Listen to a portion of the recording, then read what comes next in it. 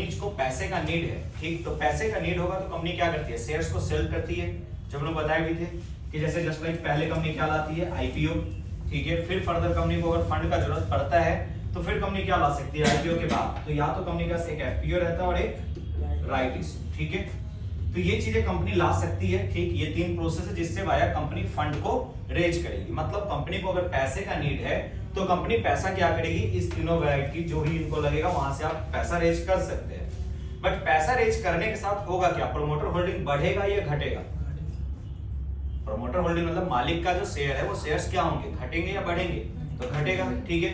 मतलब कि जब कंपनी आईपीओ लाया होगा तो हो सकता है उसमें प्रमोटर होल्डिंग 70% हो, ठीक है। देन फर्दर फिर एफपीओ लाएगा तो फिर हो सकता है मान लीजिए ये प्रमोटर होल्डिंग घट जाए, 60% हो जाए।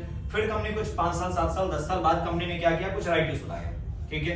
तो ओवरऑल ये सारा प्रोसेस में क्या होगा, कहीं ना कहीं प्रमोटर होल्डिंग ओवरऑल क्या हो रहा होगा, डिक्रीज कर रहा होगा, ठीक है।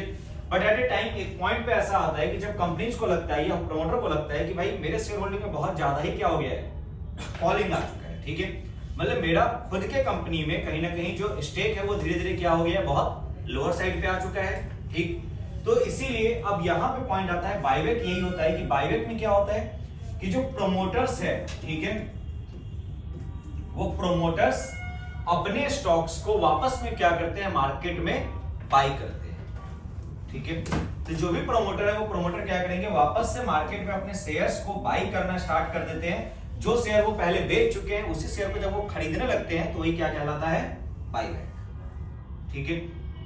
पहले ये पॉइंट क्लियर है कि बायबैक क्या है कि जो प्रोमोटर्स अपने शेयर्स को मार्केट में पहले से सोल्ड आउट कर चुके हैं, चाहे वो आईपीओ हो, एफपीओ हो या राइट इशू हो, किसी भी मीडियम के वाया जो भी वो शेयर्स बेचे हैं उन शेयर्स को जब वो वापस परचेज करते हैं अपने इन्वेस्टर से, ठीक, उसी प्रोसेस को हम लोग क्या बोलते हैं, वर्ड बायबैक, ठीक है। अब बायबैक लाने का जो मेजर रीजन है वो दो रीजन होता है। रीजन वन, पहला कि एक सबसे पहला जो रीजन होता है वो होता है as a purpose of growth, ठीक है।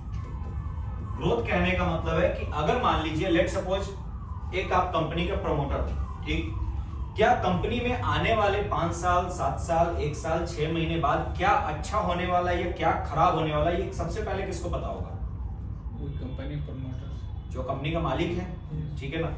मतलब अगर मैं कंपनी का मालिक हूं तो मुझे पता है ना कि भाई ये कंपनी में अभी क्या प्रॉब्लम है, क्या चीजें मेरा अच्छा हो रहा है, आगे चल के मुझे क्या क्या बेनिफिट मिलेगा, या मेरे पास कोई ऐसा एक स्कीम है, कोई ऐसा मैंने प्रोडक्ट इन्वेंट किया है जिसकी वजह से मेरे कंपनी का प्राइस अचानक से क्या होगा, 100 का शेयर मेरा 500 चला जाएगा, ठीक है।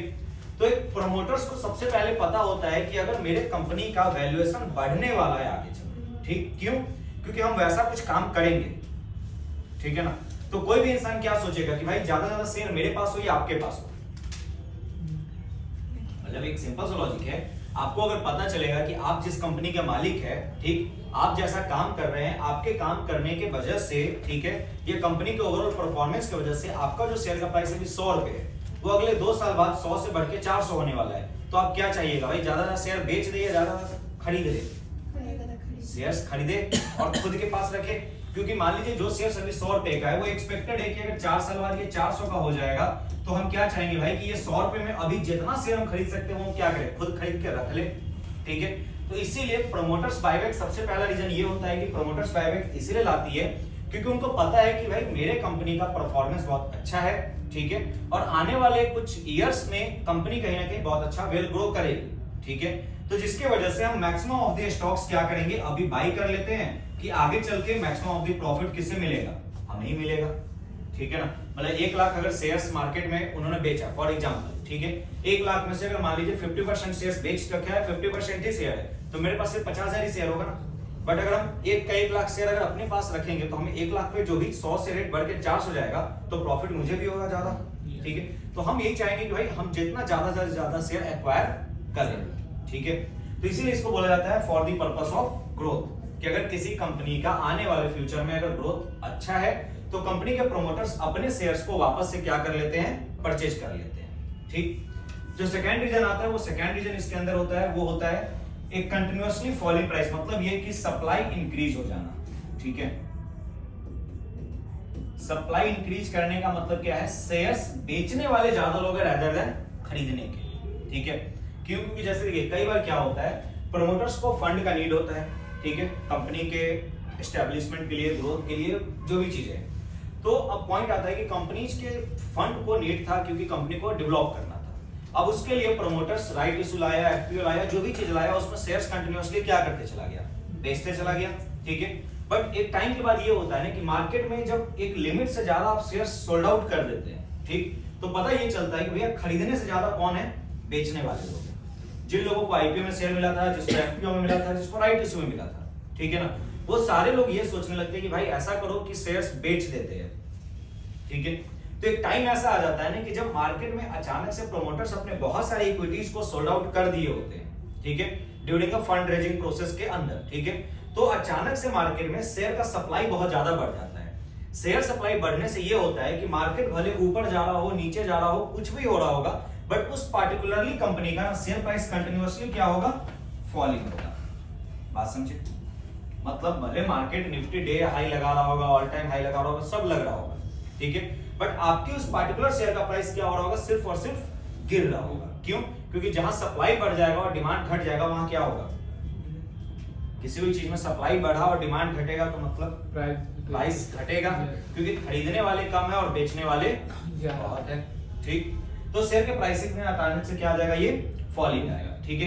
तो अब इस फॉलिंग प्राइस को रोकने के लिए ना वो लोग क्या करते हैं, जो सप्लाई मार्केट में ज्यादा हो चुका है जिसके वजह से उनके शेयर का प्राइस नहीं बढ़ रहा है, और अगर मान लीजिए शेयर का प्राइस नहीं बढ़ रहा है तो होता क्या है कि अगर शेयर का प्राइस नहीं बढ़ेगा तो लेट्स सपोज आपने उस कंपनी में इन्वेस्ट किया और एक साल तक शेयर का प्राइस नहीं बढ़ा, तो क्या आप क्या सोचेंगे कि भाई इट्स बेटर कि किसी और कंपनी में इन्वेस्ट कर लें, ठीक है।